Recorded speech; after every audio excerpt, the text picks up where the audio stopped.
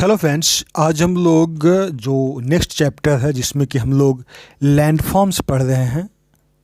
भू आकृतियाँ का निर्माण कैसे कैसे होता है, उसमें हम लोग इसके पहले वाले वीडियो में हम लोग पढ़े थे फ्लूवियल लैंडफॉर्म। फ्लूवियल लैंडफॉर्म मतलब भूभाग का निर्माण जो कि बहता हुआ नदी से, फ्लूवियल, फ्लो मतलब होता है बहना, तो फ्लूवियल लैंडफॉर्म्स उसी में हम लोग नेक्स्ट चैप्टर में हम लोग डिस्कस करने वाले थे। वो है ग्राउंड वाटर। अब हम लोग देखें तो एक तो है कि ऊपर वाला पानी से कटाव होता है, और लैंडफॉर्म्स बनाने का तरीका दो होता है, एक होता है इरोजनल और एक होता है डिपोजिशनल। डिपोजिशनल मतलब एक जगह कटाव होता है और दूसरी जगह जाके जमा होता है। ये दोनों प्रक्रिया में जो है अलग अलग आकृति का भूभाग का निर्माण होता है। आज हम लोग इस वीडियो में पढ़ रहे हैं ग्राउंड वाटर। ग्राउंड वाटर से किस प्रकार का भूभाग का निर्माण होता है। अब देखिए, ग्राउंड वाटर का मतलब है कि पृथ्वी के अंदर का जो पानी बह रही है, पृथ्वी के अंदर का जो जल प्रवाह हो रहा है, उसमें देखेंगे तो ये सारे एरिया में ये अलग अलग शेप नहीं बना पाता है। कुछ एरिया है जहाँ पे इसको कहा गया है कास्ट एरिया। कास्ट एरिया का मतलब होता है कि यहाँ पर जो है चूना यानी कैल्शियम ऑक्साइड या फिर calcium OH whole 2, calcium hydroxide यानी कहा जाए तो लाइम स्टोन वाला एरिया है। लाइम स्टोन वाला चूना पत्थर वाला एरिया क्या है, तो वहाँ पर जब पानी गुजरता है तो इसमें वो घुलने लगता है। घुलने की वजह से अलग अलग शेप का निर्माण होता है और उसमें कटाव शुरू होता है। क्योंकि ज़मीन के अंदर का जो पानी होता है उसमें चूँकि बहुत ज़्यादा स्पीड नहीं होती है, वहाँ पे केमिकल रिएक्शन होता है, और केमिकल रिएक्शन होने की वजह से उसमें कटाव होता है। यानी एक तो इरोजन होता है और दूसरा डिपोजिशन होता है, और ये दोनों तरीक़ा से अलग अलग लैंडफॉर्म्स का निर्माण होता है। तो इसको हम लोग दूसरा भी कहा जाता है कास्ट टोपोग्राफी। ये बहुत जगह जो है किताब में आपको अलग अलग ढंग से डिफाइन करेगा, जो कि एक आम स्टूडेंट को समझने में बहुत दिक्कत हो जाती है। कास्ट टोपोग्राफी को हम लोग कहते हैं ground water topography, ground water landforms. और कास्ट जो कहते हैं वो चूना पत्थर को ही कहा जाता है। अब यहाँ से नदी जा रही है, ये पत्थर नदी इसके अंदर से घुस रही है, जो रिवर है, इसमें जो है इसमें जो केमिकल्स हैं वो इसके साथ घुलेंगे तो इसका रास्ता बनता चला जाएगा, और उस प्रकार ये अंदर में अलग अलग ढंग का कटाव करके ये निर्माण करता है टोपोग्राफी। इसी को हम लोग कैटेगराइज करते हैं। तो पहला जो हमारा कैटेगरी आता है वो आता है erosional landform. Erosional landform karst topography की बात कर रहे हैं। ये आपको BPSC मेंस हो, UPSC मेंस हो, SSC हो, या फिर कई कंपटीशंस में, बाकी जो ऑब्जेक्टिव लेवल कंपटीशंस उसमें तो आपको बेसिक ढंग से क्वेश्चन पूछेगा, लेकिन BPSC वगैरह में इसमें इसका नाम और इसका डिटेलिंग और फोटोग्राफ वगैरह आपको इसमें पूछेगा। अब आता है इरोजनल लैंडफॉर्म्स। इरोजनल लैंडफॉर्म्स में हम लोग देखेंगे तो पहला देखें तो पुल्स का निर्माण। पुल्स, इसके पहले हम लोग इसको फोटो में देख लेते हैं। प्लंज पुल होता है, मतलब कि ज़मीन ऐसा है, वहाँ पे कुछ यहाँ पे ज़्यादा जो है ना घुलनशील हो गया तो कटाव हो गया, तो इस तरह से कहा जाए तो नदी हुआ, यहाँ पर थोड़ा सा गड्ढा हो गया, अब इस तरह से निर्माण हो गया, इसको कहते हैं पुल्स। दूसरा कहा जाता है सिंक होल्स।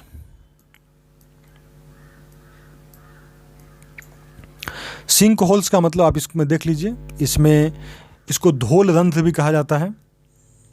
तो सिंक होल का मतलब होता है, इसको हम लोग समझते हैं बढ़िया से। सिंक होल का मतलब होता है मीडियम साइज, स्मॉल और मीडियम साइज डिप्रेशन। डिप्रेशन का मतलब होता है धंसना।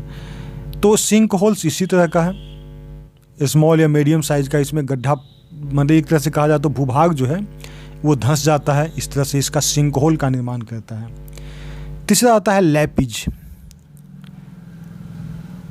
लैपिज में क्या हो जाता है कि जो कटाव है, मान लीजिए कि ऐसा कोई समतल भूभाग है तो इसमें कटाव इस तरह का होगा, एक ऐसे हुआ, एक ऐसे हुआ, एक ऐसे हुआ, मतलब कहा जाए तो एक अलग अलग, इसका एक अलग धार बन गया, इसका एक धार बन गया, इसका बीच वाला भूभाग जो है ना उठा हुआ है, और इसमें नीचे में जो गड्ढा बन गया, तो इस तरह से जो निर्माण होता है उसको लैपिज कहते हैं। चौथा होता है, चौथा यानी हम लोग इसको कहें डी होता है लाइमस्टोन पेवमेंट। चूँकि ये सब एरिया लाइमस्टोन की बात किया जाए तो उसी में एक रास्ता बन जाता है। ये लेपिज का टाइप का ही होता है, इसी का टाइप का लाइमस्टोन में ही एक रास्ता बन जाता है, उसी को लाइमस्टोन पेवमेंट कहते हैं। पांचवा हो जाता है डोलाइन। डोलाइन का मतलब क्या हो गया कि जो सिंक होल्स हैं, यही जो है, एक यहाँ पे सिंक होल है ऐसे, एक यहाँ पे सिंक होल है, बीच वाला पोर्शन जो है ना वो कोलैप्स कर गया।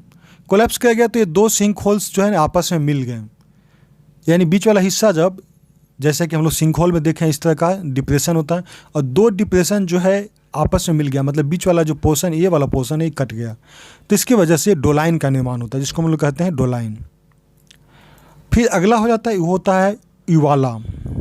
युवाला, युवाला में क्या हो जाता है कि इसमें एक तरह से कहा जाता है वैली सिंक है, मतलब इसमें कई सिंक होल जो है, इसमें जैसे कि डोलाइन में दो होता है, इसमें युवाला में कई सिंक होल्स हैं, बहुत सारे सिंक होल जो है आपस में मिल जाते हैं। इसको हम लोग ऊपर में फोटो हम लोग देख लेंगे, जिसको हम लोग कहते हैं सिंक होल्स का, जो कई सिंक होल्स आपस में जब कोलैप्स कर जाते हैं, मिल जाते हैं, तो उसको कहते हैं युवाला। और सातवां में हो जाता है केव, यानी जिसको हम लोग कहते हैं गुफा। तो गुफा का निर्माण जो होता है वो पानी के अंदर या ज़मीन के नीचे नीचे जो कटाव होता है ना, उसी को कहते हैं गुफा।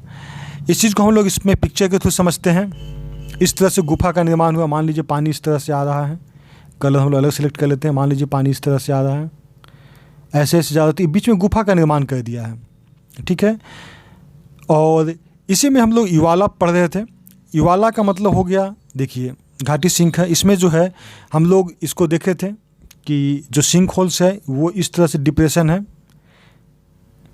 और ऐसे दो सिंक होल ऐसे मिल जाता है तो उसको हम लोग कहते हैं डोलाइन। और ऐसे कई सिंक होल्स इस तरह से इस तरह से इस तरह से और सब आपस में मिल जाता है ना, इसको कहते हैं हम लोग युवाला। तो घाटी सिंक कहा जाता है, वैली सिंक, और या फिर युवाला, इस तरह का होता है। और ये सब हमारा हो गया पॉट होल्स, जिसको हम लोग कहे थे पुल्स वगैरह, जिसको हम कहते हैं पॉट होल्स, ये हमारा हो गया। इसमें कैसे होता है, उस पर जो वाटर ड्रॉपलेट गिरता है उसमें छेद हो जाता है, और ये धीरे धीरे जो है इसमें फैलाव होने लगता है। और ये हमारा जो है विलय रंध्र, घोल रंध्र, निपाती रंध्र, इस तरह से निर्माण होता है। तो टोटल अगर देखा जाए तो हमें इंग्लिश टर्म्स में हम लोग समझो तो इतना सारा शेप जो है वो निर्माण होता है। पुल्स का निर्माण वही डिप्रेशन से होता है, जो गड्ढा टाइप का हो जाता है इस टाइप से।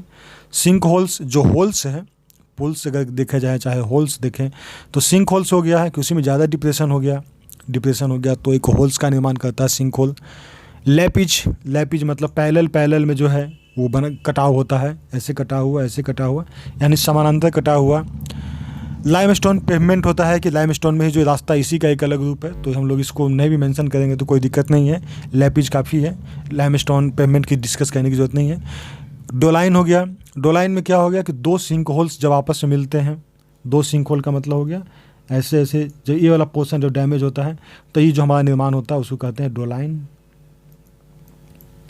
फिर आता है युवाला। युवाला में कई सिंक होल्स जो हैं वो सब आपस में मिल जाते हैं, तो ये पूरा जो क्षेत्र हो जाता है उसको कहते हैं युवाला, जिसमें एक दो नहीं बल्कि कई सिंक होल्स होते हैं।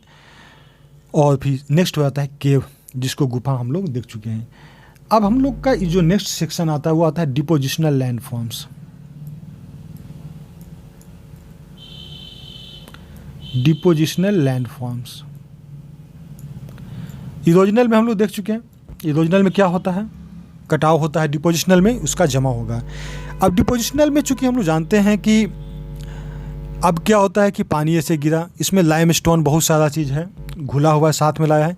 एक समय के बाद में ये लाइमस्टोन जो है ना फ्रीजिंग होने लगता है, यानी कहा जाए तो जमने लगता है।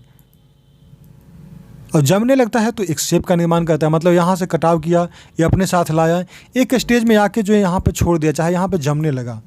यानी कहा जाए तो इस तरह से है, अगर पाइप मान लीजिए इस तरह से निकल रहा है तो यहाँ पे निकल के ऐसे ऐसे ड्रॉप जो है वो जमने लगता है, और ड्रॉप जो नीचे से गिरता है तो ये जो है धीरे धीरे फ्रीजिंग होने लगता है, जमने लगता है। इसी को हम लोग 3 कैटेगरी में डिवाइड करते हैं। पहला हो गया स्टैलेक्टाइट,